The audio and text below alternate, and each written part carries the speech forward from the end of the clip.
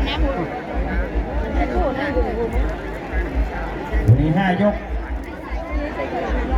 เขาบอกอ๋อคู่นี้5 ยกเหรอไอ้พวกไม่ไงอ่ะมันบ้านน้ำมันโวยอยู่ไหนมูไหม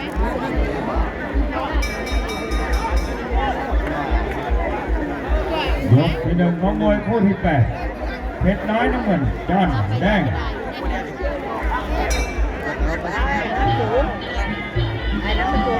จะถึง5 ยกหรือไม่จอนฟ้าแดงเพชรน้อยฟ้าแดงนี่นะจอนเยอะเอายังไงเพชรน้อยเข่ายิง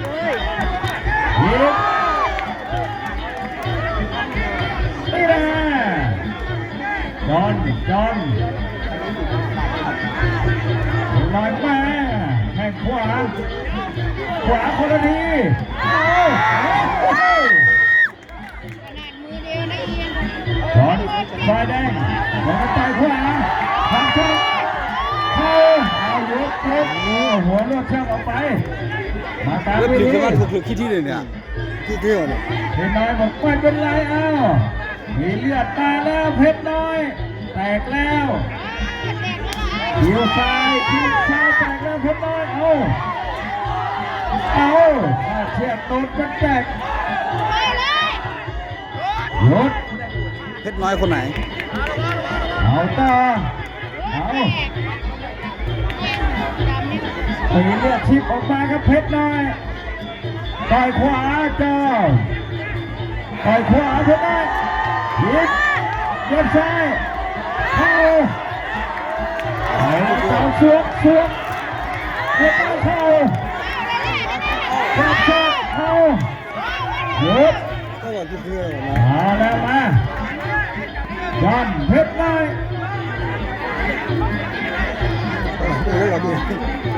เอาไปขวาไปตีเข่าเพชรน้อยเสียบเข่าเพชรน้อยเด้งออกมาเอาแล้วเพชรน้อยมีบาดแผลที่คิ้วซ้ายแล้ว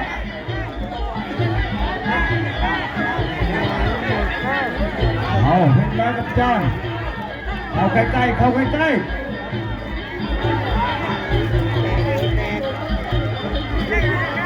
แตกแล้วตัวเพชรน้อยแต่สิ่งไม้ใจพักก่อนพี่เลี้ยงขึ้นมา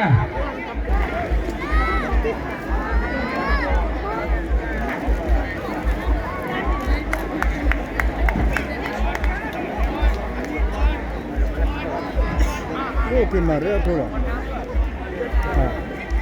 ลูกกินมาเรื่อยยก2 5 ยกนะน้ำมวยยก2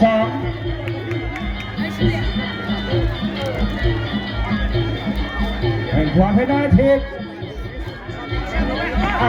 จับไปขวาเอาแล้วอัดฉีดแล้วลุยแล้วจอม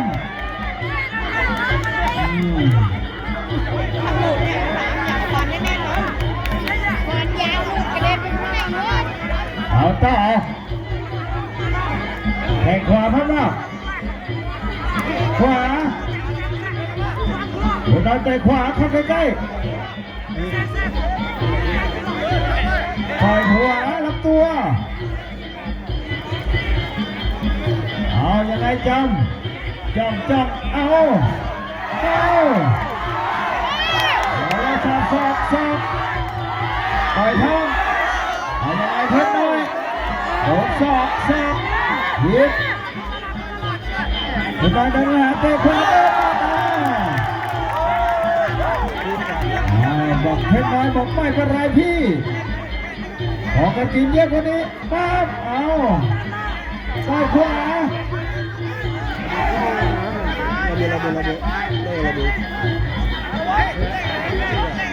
เอาเร็ว เอายังไงเอายกสองแล้วเร็วเปิดความไม่ถึงเอาแล้วมาคนที่เอาสองคนละทีเอาแล้วโดนฟาด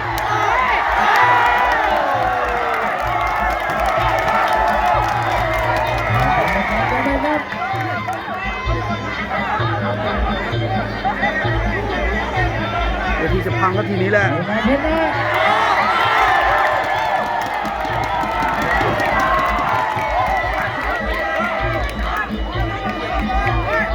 เอาเร็วเพชรนะ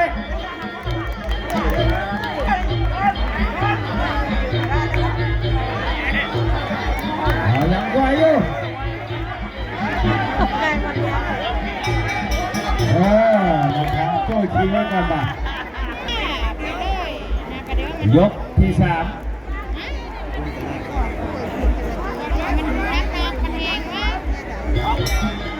เอาเลย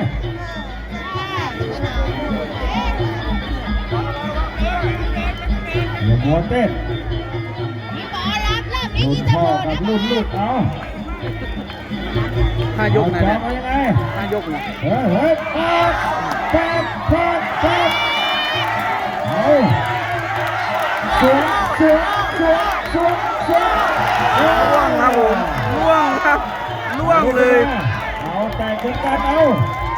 คนแต่งแล้วเอาทีร้อนแตกแล้วระวังนิ้วทิ้งตาด้วยเอาแต่ขาเพชรน้อยแค่หัวกับตัวเข้าแค่หัวโดนลงไปทั้งคู่เอาแล้วเริ่มลุกช้าแล้วเอาแล้วจ้อนเอาผ้าเต้ยพันแล้วเนี่ยเอาแตกเหมือนกันครับได้เลือดทั้งคู่มาขาดเชือกผมจะหาเจ้าเป็นตายยกที่สาม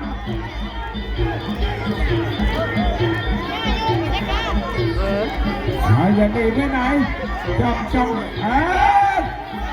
ออกมาสิมันไม่จะมีห้างไว้เจ็ดเลยมันเอาโหดอย่างนั้น เอาโทษเอาโดนจ้างสวมเข้าดับกับเข้าเอาสามสองเหมือนกันสวมเอาสามสองเพชรน้อยสามสองเอาเข้า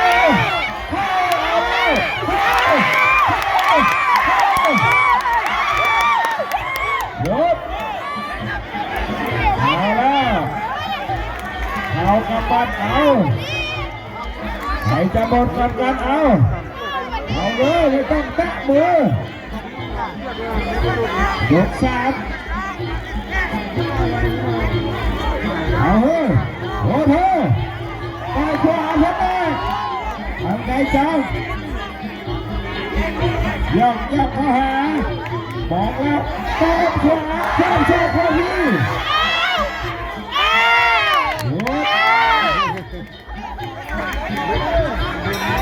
หมดยกที่สามเอาละได้แผลคนละแผลเพชรน้อยไม่คือสามท่ากับจอนสจโจเอายกสี่แล้วนะบอยเร็วนับได้นับเลยทั้งคู่มาใครจะโดนของใครเข้าใกล้อะไรจอนไปขวาไปที่เข้าจอนไป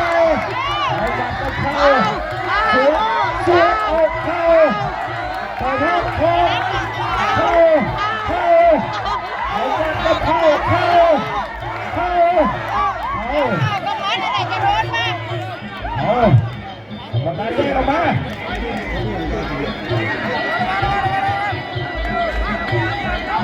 ยกสี่แล้วเอาเลยเด้อหยุดเป็นได้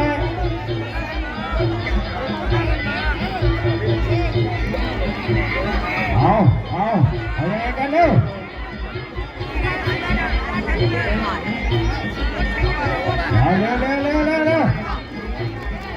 สนุกเฮ้ยเจ้าเอาโถแทงขวาขวาไปขวาอยากจับเชือกเอาไป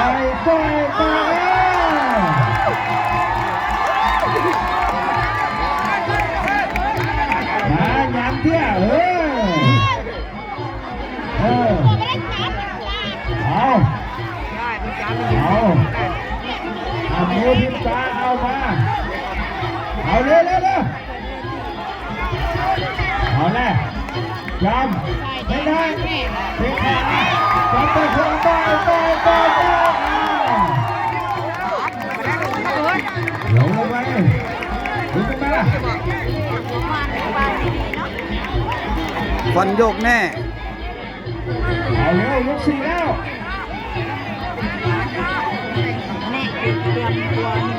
เว้ยได้เศร้าหลีเว้ย เอาเจ้า มาเศร้าหลีแกว่งเว้ย ไปเจ้าไปขวา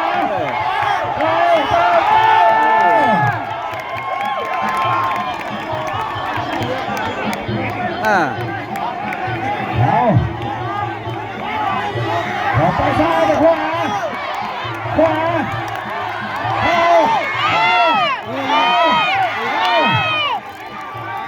เอาแล้วมีเฮ็ดเหมือนกันเฮ็ดได้เอาแล้วสองโดยเอาจะให้ยกอีกแล้วหมดยกที่สี่ไม่มีคะแนนนะครับครบยกเสมอนะครับคาดเชือก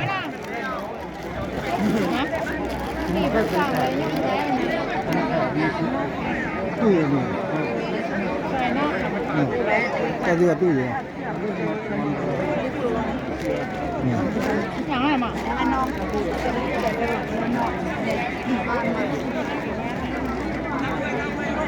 ไม่มัดหมายแล้ว แกะเลย เสียเวลา มือเก่าแล้วนี่กรรมการแล้วก็จะมัดหมายก็ใช้เวลา10 นาทีนึงอ่ะ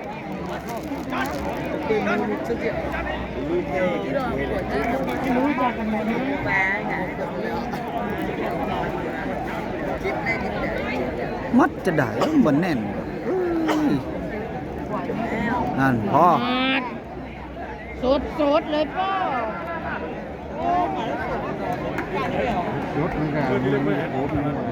ยกสุดท้ายมาทุกยกเสมอนะครับกอดจนหมดยกอ่ะเอาเลยเห็นยกเลยนะ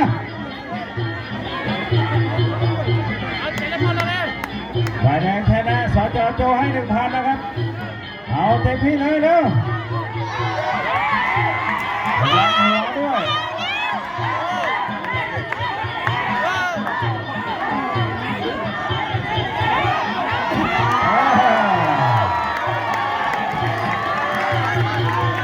เอาที่เหลือนี่แต่ว่าเนี่ยเพื่อนเนี่ย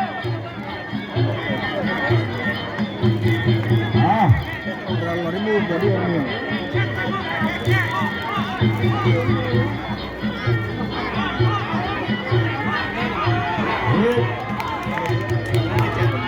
แทงขวาลำตัว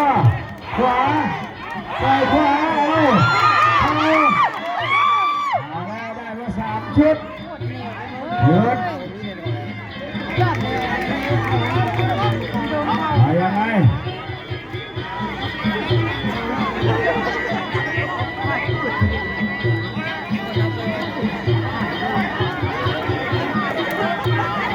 ยังไงบางทีถ้าอาศัย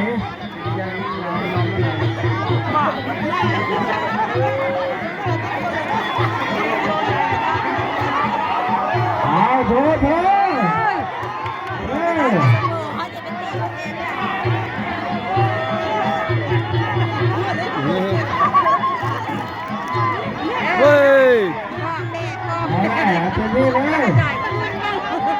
เสมอ